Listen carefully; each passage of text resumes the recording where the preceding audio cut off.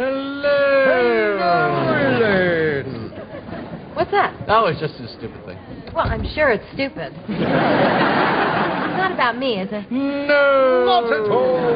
Oh, me. All right. You know this girl Claire I'm seeing? Yeah. Well, he and I started joking that when she falls asleep, her stomach stays awake all night and talks to me. How's he talking? Well, the belly button's like a mouth.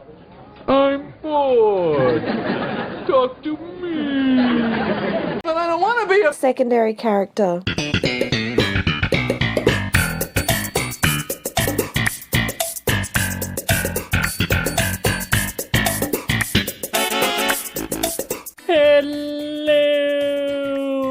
Hello. Ha, ha. La la la. La la la. We've been waiting nearly 4 years for this, my friend. We are doing today on But I Don't Want to Be a Secondary Character from Season 9, The Voice. My name's Ivan. And I'm Stephen. And yes, this is one that I've been looking forward to. You know, in previous episodes, Steve, we have been saying hello and stuff, but, you know, from a Seinfeld perspective, you know, as a general perspective, it was fun, but now this has total relevance to do it. Well, we've kind of covered all the other hellos. We've done the Uncle Leo hello. Jerry, hello. Hello. And we've done the Jerry and Newman hello exchange. Oh, yes, we have. Yeah. Yes. But this is definitely the most iconic and famous hello in all of Seinfeld. So it's about time. It is, and it was a fun episode, Season 9, Episode 2 of Seinfeld, The Voice, and yeah, enjoyed this one. We have some secondary characters today. David Puddy makes an appearance. Yeah, that's right. So some old classics, and we do have Mr. Thomassoulo, George's very short-lived boss. Yes. As well as Claire, Jerry's girlfriend, Darren, Kramer's intern, Dean Jones, the Dean of NYU, who is only in one scene, but makes a awesome impact. I love her scene. Yes. And a couple of other random appearances from Alice and Glenn, co-workers of George, who tell him where to go when they find out that he is fraudulently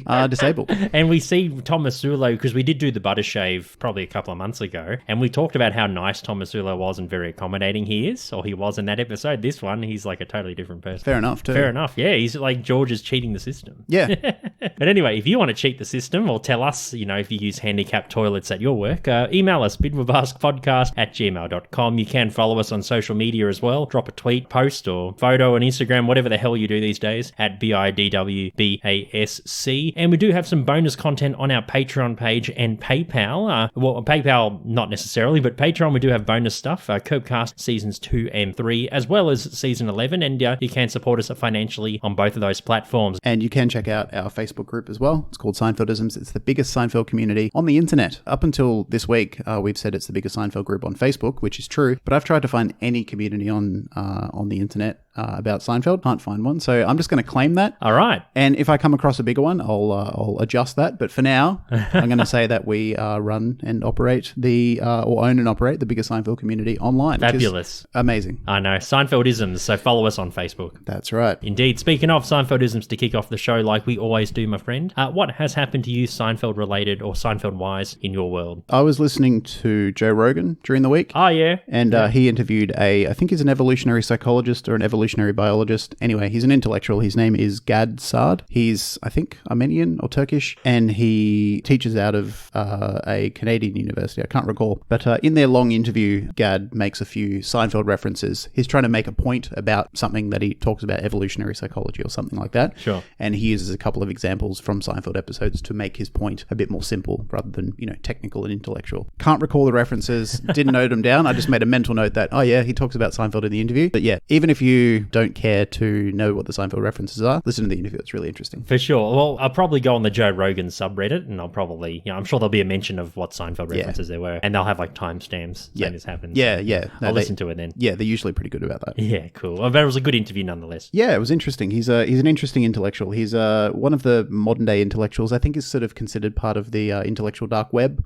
Oh yeah, right. Jordan Peterson, Joe Rogan, Sam Harris. He's not as controversial. He's a bit more low key. Yeah. But he's sort of in that field of the facts speak for themselves. He tries to avoid identity politics. Okay. And he cops a bit of shit, but even if you don't agree with his general worldview. He's a smart dude, and it's an interesting topic, so worth a listen. Very good, mate. Very good. No Seinfeldisms for me this week, unfortunately, my friend. Pretty quiet week, but Seinfeld news, I'm sure you've got one or two today. Just one this week. All right, sweet. Yeah, so I was searching high and low, and I thankfully came across this. Otherwise, it would have been a no Seinfeld news week. A company out of America have released a product called the Hiddenbed, and it's basically, rather than a desk with a bed underneath it, it's a bed that you can buy that turns into a desk. Okay. And it's come out of everyone working from home due to COVID-19. Yep. Yeah, and that's really it. Cool. Not a lot of information about it. It just looks like a standard bed, and I think you press a button, and it kind of turns into this weird desk. It's hard to explain. You have to sort of see it, but we'll chuck a link in our show notes, and you can check it out for yourself. So if you are a now permanent work from homer, like most people are, or a lot of people are, and you want to live it up like George, then buy a Hiddenbed. He was certainly wishing for one of those at the time, wasn't he? I think so, yeah. Yeah, would have been great for him. Yeah. And that's all the Seinfeld news for the week. Very good. A very short introduction, but let's have a really quick break. And when we come back, we are talking about the secondary characters from today's episode, Season 9, Episode 2, The Voice. Hello! Hi, this is Zach and Aaron from Seinfeld Law, and you are listening to But I Don't Want to Be a Secondary Character. The Voice is from Season 9. It is the second episode of that season. First aired in the US on October 2nd, 1997. Directed by Andy Ackerman and written by Alec Berg, Jeff Schaefer, and David Mandel. In this episode, Kramer sets up a new company, Kramerica Industries, and hires an intern from NYU to help out with the day-to-day activities of running a fake large company. Darren, played by Jared Paul. Jerry thinks his girlfriend's navel is talking to him. Her name is Claire, played by Sarah Peterson. George continues to work for Play Now, even though his boss, Mr. Thomassoulo, Gordon Jump, is trying to force him out after George lied about being handicapped in the previous episode, The Butter Shave. Elaine makes wagers with Jerry that she will not continue to see David Puddy, played by Patrick Warburton. Another secondary character, Steve, just some various Play Now co-workers from George, or at George's work, who tells him to go to hell. Yeah, Alice, I think, says go to hell. Glenn does as well. And yeah, Glenn, yes. There's a third one, I think, is just credited as worker. Yes. And George actually says, I already heard that one. Yeah, she puts him to work with those mocking things. But anyway, a bit of trivia about the episode, my friend. I actually have quite a few. Very interesting bits of trivia in this one. There's actually a patent for a double chamber variable condiment dispenser bottle for ketchup and mustard. Yeah, I've seen ketchup or tomato sauce and mustard. Maybe. Yeah. I think it was tomato sauce and mustard at Aldi. Right. Yeah, they sell it there. But apparently there's a patent for a particular dispenser bottle where you put two separate condiments in and they merge together. Okay. The patent is owned by inventor Dan Pekowski. The application was filed in 2006 and it was granted in 2010, and it's going to expire in 2027. Okay. But I think I haven't seen the ones from Aldi, but it's like that kind of style. Yeah. It must be. Maybe they got like that style and made it their own. You know what patents are like. They'll do like their own version of it. Yeah, you can get around patent law by basically ripping it off, but changing. It's like copyright law. You can change it enough so that it doesn't actually break the law, but they definitely ripped it off. Yeah, but two things like that one from Kramer at the end of the episode, and also the bladder for the tanker. I thought they were fantastic ideas. Yeah, I mean, I have done no research, but I wouldn't be surprised if the bladder idea or something similar isn't in effect somewhere, surely. Yeah, that would prevent oil spills for sure. Yeah, I mean, I can imagine that making a bladder that big and making it sort of, functional in something the size of an oil tanker would be very, very hard. But surely at a smaller scale, like maybe inside trucks that carry oil, I don't know. I'm sure there's something out there. If you know, if you're an engineer or something, let us know. If you're the inventor, let us know. Yeah, if you've got the patent on that. Yeah, please. But I think they're both great ideas. And Jerry even remarks, that's actually a pretty good idea. It is. And it's the first time he's ever complimented one of Kramer's schemes. You can avert any ecological disaster just by having that. Yeah. Yeah. Well, in terms of oil spills. Yeah, I mean, I don't think it would make oil spills impossible, but it would make them a lot harder. I mean, if a impact was hard enough, it could still penetrate a big oil bladder. A big rubber bladder. But it would make it a lot harder. Or if it fell and landed on Claire by mistake. Yeah. And caused chemical burns and maybe. I think Claire would be crushed to death, as well as a lot of other people, if a bladder the size of an oil tanker fell from a building. I think so too. Yeah. Yes. What do you have? The episode was originally going to be called The Backslide. Yeah. And it's one of those things where there's been maybe 5 other episodes where we've talked about their originally intended title. And this, like every single other one that I can think of, was a good choice to not go with The Backslide. The Backslide's a bit too vague. Yeah. Whereas The Voice is obviously referring to the sort of main joke throughout the episode. I mean, The Backslide is relevant to what happens in the story, but it's just too vague of a title. Yeah, of course. It'd probably throw off a lot of people. But you're right. The Backslide and The Voice subplots kind of of equal measure. in the story. Yeah, almost. they have equal screen time, but they're Yeah. not of equal note. No, that's very true. This is the second time on the show, Stephen, that Kramerica Industries is mentioned. It was mentioned all the way back in season 1 in Malon Bonding, where I think Kramer talks about the make your own pizza pie. Yeah, episode 2? No, Season episode one? 3. Episode Malon 3. Bonding. Right. Yeah. So there you go. So this is the second. deep- So unbelievable that Kramerica Industries hasn't turned up between now and then. Yeah. Unbelievable. Yeah, I mean, it's we always say that Seinfeld's really good at callbacks, but that's a really deep cut. It was. My last trivia point is that the voice storyline, Jerry's storyline, was actually based on a real life event with one of the writers, Spike Ferriston. He kept on imagining that his girlfriend's butthole was talking to him. I know, I read that. Yeah. That would have been good. Yeah, and originally they were actually going to go with the butthole idea, but they thought that it was a bit too bawdy. Yeah, a bit Jerry too thought it lowbrow. was too bawdy. Yeah, it wouldn't work. Yeah. And I don't think it's too taboo, but a talking butthole is a bit lowbrow. Yeah. You know, Seinfeld can kind of get a bit lowbrow very occasionally, but they always handle lowbrow topics in a very classy way. Yeah. I can't imagine, I mean, I'm not a Seinfeld writer, so maybe I just am not creative or smart enough, but I imagine it would be very, very hard to handle a talking butthole in the same way as, say, The Contest, where you've got a dirty topic, quote-unquote dirty topic, but handled in a very, like, almost G-rated, but classy way. Yeah, it's talking like butthole's pretty, I don't know, I can't think of a classy way around that. It sounds like something you'd see from Family Guy or South Park. Yeah, or something. yeah. Not something like Seinfeld. But it turns out that Jerry originally, you know, he wanted the belly button instead, but he's gone on record to say that he wishes they kept it as a talking butt. Yeah, that's a strange, you know, change of opinion from Jerry. Yeah. But, you know, I guess it happens. Maybe on Curb Your Enthusiasm would have been a talking ass. Yeah. Or maybe something else. Talking other body part down there. Yeah, talking front bum, maybe. Yeah, talking front bum. That's the one. And just the last bit of trivia I have, Darren, the character, was originally going to be seen again in further episodes of season 9.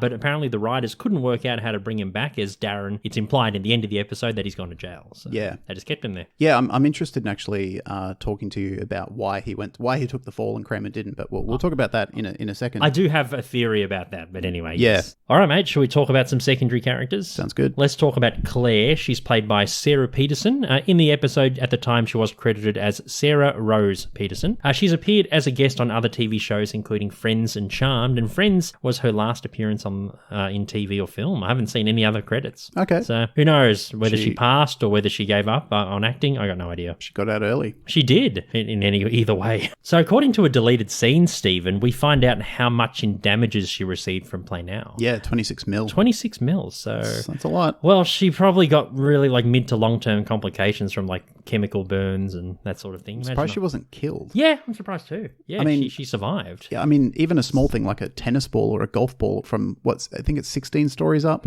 is extremely dangerous. So a huge rubber ball full of oil that two grown men struggle to carry up, you know, in reality would kill her. But, you know, obviously this is not reality. But yeah, she would have gotten serious injury, serious trauma. Oh, yeah. I mean, and it's enough to send Play Now broke. Oh, it would be for sure. I mean, we don't really know too much more about her, but she seems very sensitive when Jerry makes jokes about her belly button. I don't know. Do you think she's just like doesn't have a sense of humor, or maybe she might have like stomach problems? I think she's got a sense of humor because when Jerry is about to tell her the joke, she wants to know, you know, she's interested in something that Jerry is sort of indicating is funny. So she doesn't seem like a humorless person. I think she's just insecure about her body. Oh, yeah, okay. You know, and, you know, her initial reaction is because she thinks that Jerry's trying to say subtly that she's fat. And even though Jerry's trying to explain the joke, even though it is at her expense, it's not because of anything to do with her body or her as a person. It's just this random, I mean, there's really no reason why it happens. It just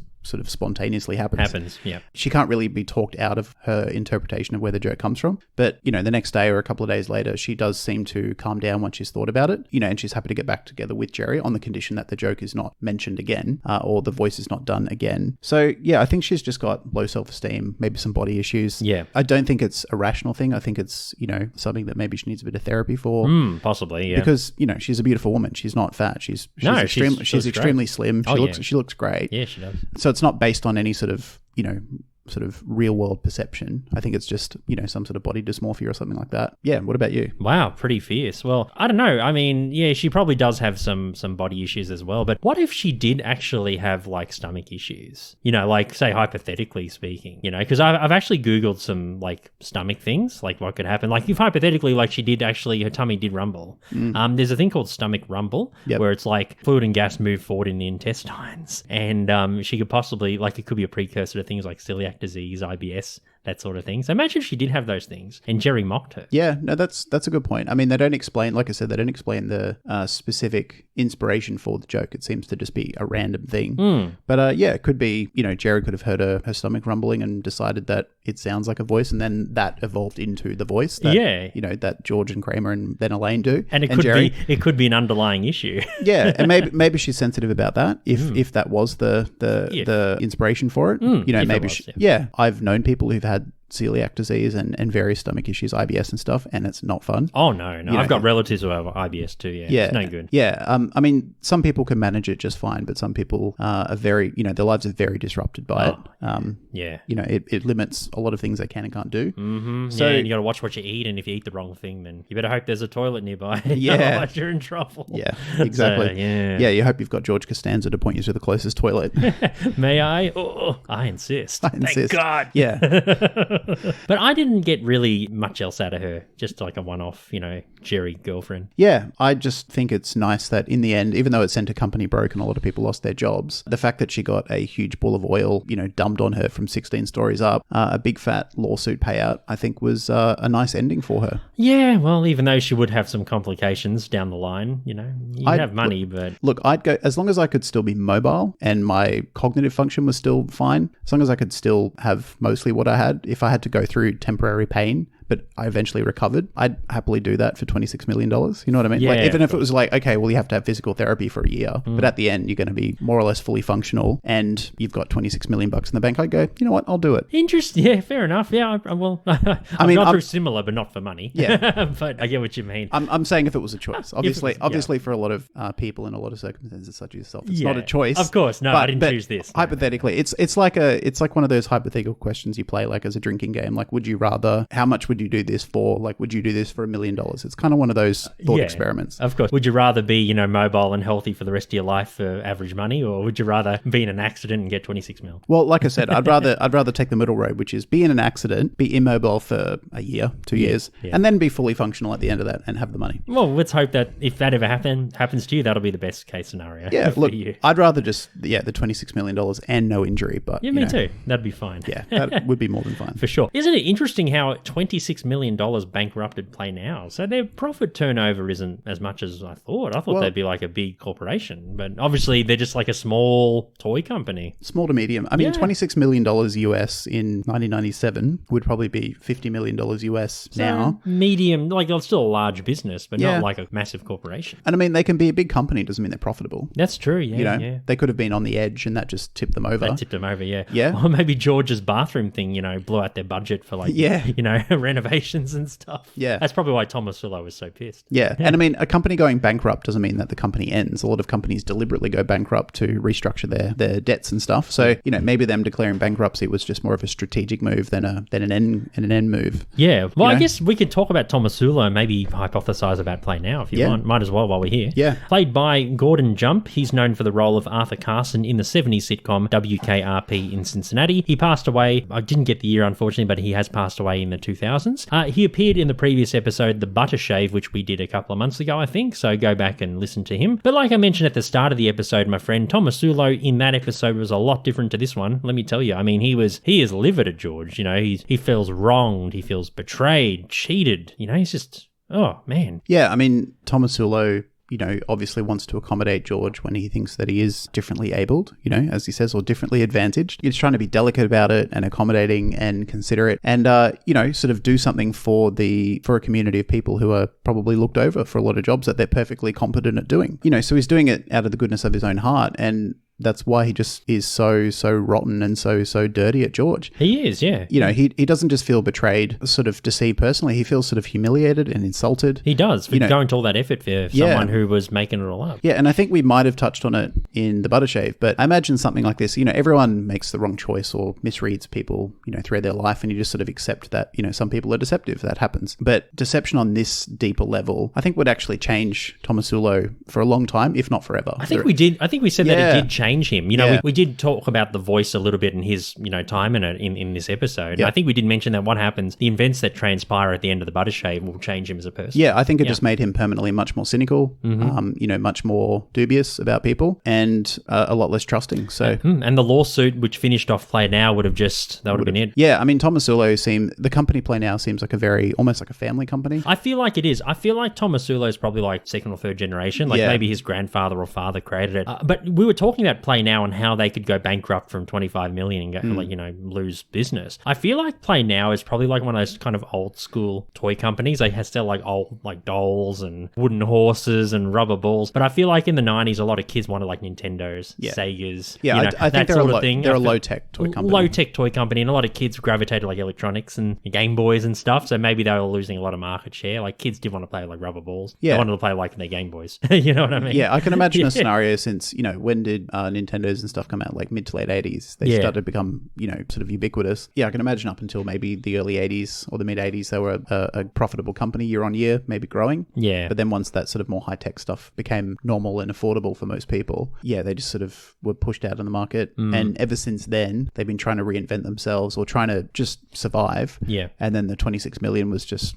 too much. The final nail in the coffin. Because even a lot of the employees there are like, 30s, maybe. Like even the ones we see, in the butter shave and the voice, the ones tell George to go to hell. They're not like old dinosaurs. A lot of them like 30s, maybe 40s. Yeah. So, trying to bring a lot of youthful energy into the company. Yeah. Maybe they were trying to go through a period of reinvention, which is always risky. Financially, I mean, it can pay off. You can hit on something and it does wonders for the company. It injects it with new market share and new life. But it's always a risky path. So, maybe they were just, spending a lot of money on R&D, trying to sort of figure out a new identity, and they just didn't have a lot of money to spare. And like I said, 26 million was enough to send them, tip them over. 16 stories down onto the footpath. I'm surprised that George was never done for it. I guess because, I know he was technically an employee though, but do you think they maybe realized or they didn't know that George instigated everything? Maybe George didn't tell him anything. Look, I think they would know if they know that Darren did it enough to send him to jail or get him sent to jail. Why don't we just talk about Darren? Yeah,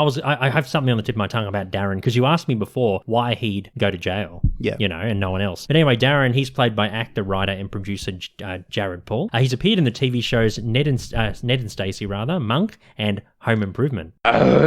He was also in the films Liar Liar, Yes Man, who he also co-wrote the screenplay for, as well as Kicking and Screaming. Funnily enough, I went through his credits on IMDb, and he's actually played a character in the 1992 TV series Home Fires, and he's called Jesse Kramer. Oh, right. Yeah, from 1992. Oh, well, there you go. There you go. A short-lived TV series. Seinfeldism for him. Yes, and he's writing the upcoming sequel in the Bruce Almighty film series. Oh, okay. Jim Carrey. So it was Bruce Almighty and then Evan Almighty. Yeah, that's right. I don't know, no idea. It's untitled at the moment, but he's going to be writing a script for it. Darren Almighty. Yeah, that's right. Darren Almighty in prison. Yes, that's what I think. Gets out of prison and, he gets godly powers. Indeed, yes. But talking about Darren, before we ask ourselves why he went to jail, I guess we can talk about him. I feel like he's a real go-getter. He's just like a young, whippersnapper. He wants to, do the right things. I feel like he thinks big as well. Like he loves all these big ideas. Like even things like Kramer says about the ball of oil and, the tomato and mustard bottle idea, it really fascinates him. I think he loves hearing these big ideas and he's just really like, I don't know, he just seems really enamored by it. Yeah, I think he wants to be, maybe his mentor or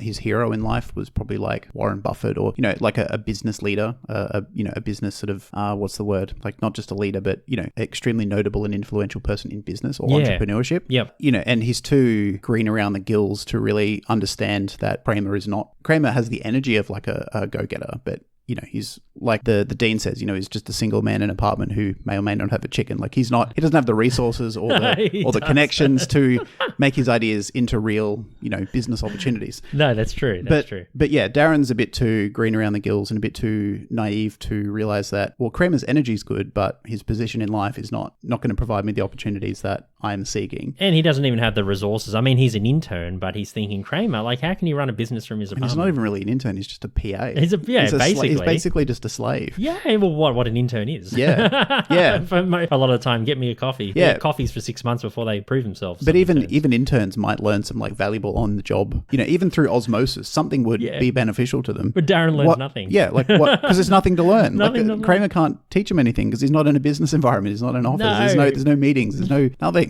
I actually feel really sorry for him because I feel like he sees Kramer as kind of like a Warren Buffett of sorts. Yeah. And I think he wants to, be inspired by him. I feel like he wants to be inspired by the people that he works for. And yeah, he thinks that Kramer's like a genuine guy. He's even really good to like George and Jerry too. Like he calls Jerry Mr. Seinfeld. Yep. He calls George Mr. Costanza. And I find he respects their opinions. Like even like when they say stuff to Darren, which you think Darren might say, oh no, I don't agree with it. He's like, oh yeah, no worries, Mr. Seinfeld. Yeah, he's a team player to a fault. To a fault, yeah, which lands him in jail. Yeah. You asked me before why I think he went to jail. I think because he had so much respect for Kramer and to a degree George as well. I feel like in the trial or, in the civil lawsuit, whatever it was, when he did his testimony or whatever it was that they had to do. Oh, no, sorry, no, he would have been criminally charged for it. So Play Now would have been civilly charged in a civil court and, for the civil thing, but it would have been a criminal trial for him. I feel like in his trial, he probably wanted to cover for the other guys. And, he's so loyal and dedicated to Kramer especially and George and Jerry by extension that he said, oh, it was me that came up with all this. Yeah. I feel like, he took the fall. He took the fall, yeah. Yeah, I've got it down here. He martyred himself. He martyred himself, yes, exactly. Yeah. But I don't think Kramer, inspired him or anything. He probably just went out and said, I'm going to do it. Yeah. I mean, he shows his dedication to Kramer when Kramerica Industries, quote unquote, gets shut down. I mean, it didn't exist, so it can't really get shut down. But when the dean stops him going to Kramer's house to be his PA, he comes back there and, Kramer initially tells him to go away, but, because he doesn't have enough time to leave, Kramer sees it as, inspiring, and then they get it going again. Yeah, because he thinks that Kramer will change the world with his idea. Yeah, and he even says, I don't care about NYU, I don't care about the dean, I only care about Kramerica Industries. So Kramer's he's got this cultish appeal to him, especially to Darren, and Kramer does that. He's charming. He's got a weird ability to draw people into his even his terrible life plans and life ideas. People somehow like moths to a flame. They get drawn into his weird shit. Yeah, it's always the weirdos that seem to get along with him. But Darren doesn't seem like a weirdo. I mean, he's very naive and very chipper and upbeat, but he doesn't seem like a dysfunctional weirdo. No. He seems like a pretty normal... He's just a bit of a dork, really. He's a bit of a dork. Like an energetic kind of dork. Yeah, yeah. I mean, even the way he dresses is very dorky. Even for the 90s, his suits and his... He's wearing his the pants white shirt underneath his it's clothes. very, very ill-fitting, and he wears... I think in the opening scene when Kramer and him first burst into Jerry's apartment, you see him wearing pants that are 4 sizes too big and these crappy sneakers and stuff. He's got a pencil in his ear. Yeah, I think he comes from modest beginnings, and he's just trying to... I could imagine him, growing up all through life, reading business books and reading autobiographies of really successful business people and thinking that I want to be that person. I don't have the opportunities because my family isn't wealthy or I don't have those connections, but I'm basically just going to fake it until I make it. Yeah, yeah. And he's almost rehearsed how to be successful in business, which is, be keen, show a lot of initiative, be inspired, all those things. But, I could imagine after jail, or even if he didn't go to jail, it wouldn't take him long to learn that, you probably have to be a bit more shrewd. Yeah, more shrewd. One thing I wanted to ask you with Darren, do you think, because one line right at the end credits with Kramer, he's saying, Darren's going to go away for a long, long time. And that's when we find out that Darren took the fall for Kramer and everyone else. Do you think it was a bit harsh to put him in jail? Or is it kind of like a reflection of the core four where, their actions can result in people's lives being ruined? Yeah, for sure. Yeah. I mean, we always say that Kramer's got the most heart and the most care out of the core four. But even the way he says it, he sort of says it so nonchalantly. Yeah, it doesn't seem to bother him. He's like, he's going away for a long time. And it's Kramer's, I mean, Darren has some stake in it. He's partially responsible because he went along with it. But, Kramer is the mastermind and it was his idea. And he obviously didn't stand in for Darren when Darren decided to take the fall. No. Yeah, it's a huge reflection on who they are. They didn't stand up for him, and they don't care. Yeah, they don't care. That's the worst thing. Yeah, but they get their just desserts in the final episode of Seinfeld. But would you have liked to have seen Darren maybe avoid jail, or there's no mention of jail, or maybe would have been nice to see like they said they were planning on bringing Darren back for future episodes. Do you think it would have been good to maybe have the Darren, Kramer, even Newman dynamic? Maybe Newman gets involved in their schemes, and every episode for the the next 4 or 5 episodes to try and come up with schemes. Yeah, it would have been good to have him as a semi-permanent secondary character. You know, For the remainder of the if series, he avoided jail and he, you know, every 2 or 3 episodes he came back and tried to get one of Kramer's terrible ideas off the ground. Yeah, no, that would have been good. I like Darren as a character. I liked him too. Yeah. Yeah. He just sort of had this young, upbeat, positive energy. From like a character arc point of view, it would have been good to see him slowly get worn down by the shit that Kramer sort of, Yes. you know, the unforeseen unforeseen consequences that Kramer's harebrained schemes. And then by the end of series 9, he's the complete opposite. You know, he's not this young sort of naive go-getter. He's cynical. He hates Kramer. Yes. You know, because he's been the constant sort of, you know, dumping ground for all the shitty consequences that come of Kramer's bad ideas. And then he'd be one of the people who testifies against them in the trial. Yeah. You know, and plus he's so fresh and relevant to the to the season. And everyone be like, oh, Darren, he's the guy that Kramer fucked over. Yeah. And then he'd just like drill Kramer. Yeah, that would have been a good one. Would have been a really good one. But anyway, that's all right. He's in jail and we never see him again. No. I could imagine in jail, I reckon he would have gotten out a bit earlier. He probably would have been how he is with Kramer in the jail. Like, you know, like doing errands. And you know, working for the warden, you know, like being like a model prisoner. You know, and that probably would have helped him get early release or something. Maybe he would have done something. Yeah. Who knows? But anyway, yes, that was Darren. Yes. And we were sad that we didn't see him in future episodes. Yeah, but no, a good one-off character. Yeah, very good one-off character. Probably one of the better one-off secondaries. Yeah, I would agree. Yeah. Absolutely. Do you want to talk quickly about Dean Jones? Yeah, I forgot the actress's name, but yes, Dean Jones tells Kramer that Darren is being pulled out of the internship, and she doesn't muck around, does she? She's sort of the opposite of Darren. She's shrewd. She sees Kramer exactly for who he is straight away. You know, even after, a couple of weeks, Darren has no idea what Kramer's really like, or, you know, he doesn't have the life experience to foresee the potential negative outcomes of spending too much time with Kramer.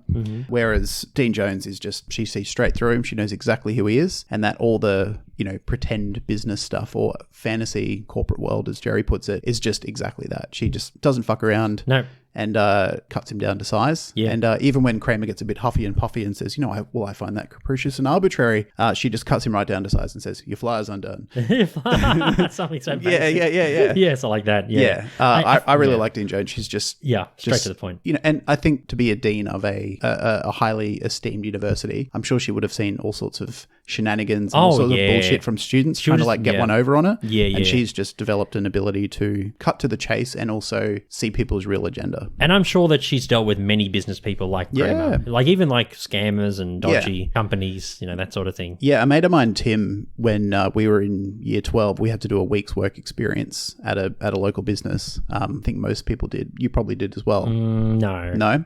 Anyway, he worked for, I won't go into specifics because I don't want to badmouth anyone. You don't want to dox him either. Yeah, even though it was 19 years ago. Sure. My friend worked for a owner of a band rehearsal space. Okay. And Tim, my friend, thought it would be really cool because he's like, oh, cool. I'll get to just hang out at this rehearsal space and like talk about music. It's like that naive idea of, you know, I want to work in a music shop. Yeah. But when you actually work in a music shop, you realize it's terrible. You can't play guitars for half the day. Yeah. And the guy that he worked for was basically just a slave driver, like made him clean shit, like clean the toilet. God damn. Just, he was a shit kicker. And then whoever at his high school was looking after the work experience, that person was going around to each office to just check up on it and make sure it was all good. And they actually pulled Tim out of it early because when she turned up, Tim was like, like I said, cleaning toilets and just... Yeah, and doing stuff that he wasn't meant to be doing. No, he wasn't. He was being exploited. Yeah. And And the person at the school was like, you can't continue, like you need to stop right now. And that was Dean Jones. Yeah. She was like, yeah. Just, it took a couple of days. I mean, Dean Jones takes 2 minutes? Yeah, exactly. Just cuts Kramer down to size. But it reminded me of that. Oh, very good. Yeah. There you go. Do you have any other notes on any other secondaries? I mean, Putty is in the episode too, but we've talked about him. We did, I think it's our longest episode or one of our longest episodes. We did that with Stacey a couple of years ago. A What's the Deal with episode for David Putty. Yeah. And we've talked about him in every other episode he's appeared in so far. Yeah. And nothing really happens in this episode that is like noteworthy in terms of like adding stuff. No, except Elaine and him get back together. Yeah, but that's a constant dynamic in season 8 and 9, them breaking up and getting back together. The only thing I guess that comes to mind is that he seems a bit more... I mean, he's always been pretty, like, unthoughtful. Like, he's not a very thoughtful person because he's kind of dumb. He is, yeah. But he almost seems, like, intentionally cruel in this episode. You know, when he says, I just like how we have sex. You know, I don't have to do all those things like caring for you and buying you stuff and listening to... Take your clothes off. We're cuddling. Yeah, and Elaine's, like, really offended by David just being so sort of cruel. But that was really the only noteworthy thing. other than that, he's just sort of putty. Yeah, he's putty. He's just dumb and just lumbering and putty. And he's a prominent secondary for the rest of the season. Yeah. Yeah. He's in a lot of episodes in season 9. So. Yeah, he's probably the main secondary character in the episode other than, Newman. Yeah. In the season. In season 9, yeah. Yeah, definitely. Yeah, Newman makes quite a few appearances too. Yeah. But anyway, they were all the secondary characters from The Voice from season 9. When we come back, we're going to find out if any of today's secondary characters make our top 20 secondaries, and if today's episode, or where today's episode, I should say, makes it in our top 152 episodes we have done so far. So that's the bedroom. Here's the bathroom. You need to familiarize yourself with the kitchen. Yeah, go ahead and look through some of the drawers. And you are? Oh, hey, I'm Darren. I'm new here. Yeah, that's Jerry. You don't have to worry about him. Why don't you go across the hall and get started on that mail? Right. Okay, good. He's a go-getter. Okay, where does The Voice sit in order of the episodes we've reviewed so far? Steve, out of 152 that we've done so far, number 76. Okay. Fun episode. I enjoyed it. I enjoyed Darren. I think he was a great character, and actually most of the secondaries were pretty good. Yeah, I mean, it was like typical season 9, like I always say, wacky. But, it had its funny moments with hello, and I love how hello becomes like a fad. It becomes really popular, and then people just get over it. And then they question Jerry saying, we gave up a girl over The Voice, and then he tries to, change his mind and get back with Claire, and then they do get back together, and then through some misfortunes with Kramer and Darren, they break up again. Yeah, but all Jerry wants is The Voice back, and it comes back, so and he's it comes happy. back, yeah. I love how he's in the top, like in I'm the... as slippery as an eel. As an ear. Oh, no. Oh, God. A bit worse than that. But I love when Jerry's trying to call out to her before the ball falls on her. She's like, hello, I'm sick of that voice, Jerry. Yeah, I'm not going to look up if you keep I'm not doing that going to voice. keep doing that voice. Yeah. But he's like, but he's not even doing like hello. He's like, hello. Yeah. Claire, hello.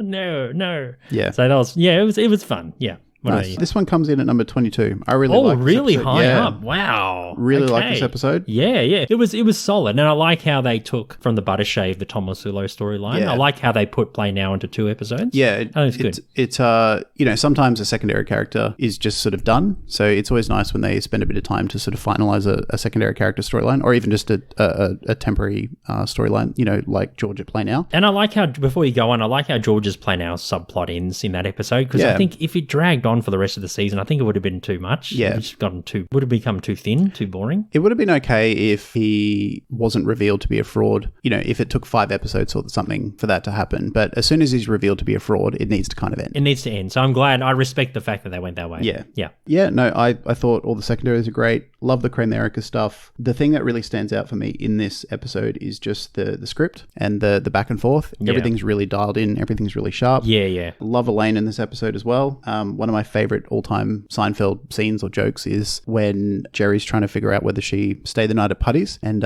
he goes, I notice your hair's, a lot more deep-proofed. And she goes, oh, it's a new look, heroin chic. And she does the sort of sucky in face. That's right. Yeah. For some reason, it just destroys me every time I see it. And then Jerry gets her, gets a jacket and pulls it out and, pushes it out. And then you see the same blouse she wore that the day. same like purple kind of shimmery blouse. Yeah. I knew it. Yeah, that scene's great. That's a great scene, actually. Yeah. It's kind of reminiscent of like earlier seasons. I could have seen that in like season 4 or 5. Yeah. That would have been good. For sure. Yeah.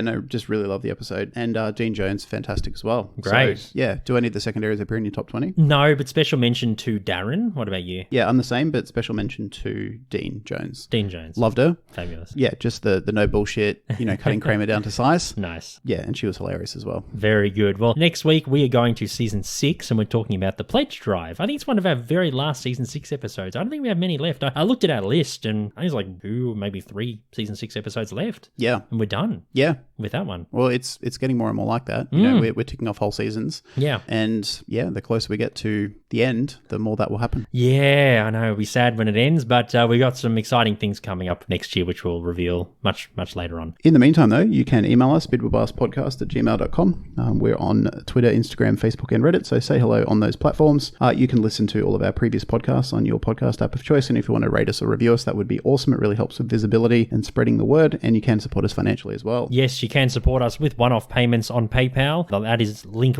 is in the show notes. And you can support us on Patreon for a very, very low monthly fee, a couple of US dollars a month or thereabouts. And you get access to this episode earlier than everyone else, as well as our back catalogue of bonus episodes about different things, and our B and C podcasts, Curbcast about Curb Your Enthusiasm, and Season 11, an original series about Seinfeld where we come up with modern episodes of the show. That's right. So lots of goodies for a couple of bucks a month. And finally, we do run the biggest Seinfeld community online, Seinfeldisms. It is a Facebook group. We've got about 102,500 members, so check that out, and lots of cool things coming up with that as well. Yeah, absolutely. But anyway, like I said, next week we'll see you for Season 6's The Pledge Drive. My name's Ivan. And I'm Stephen. Take care of yourselves and each other during these really difficult times, and we hope we brought you some joy for the last 40 minutes or so. And we'll catch you next week. Bye. Bye.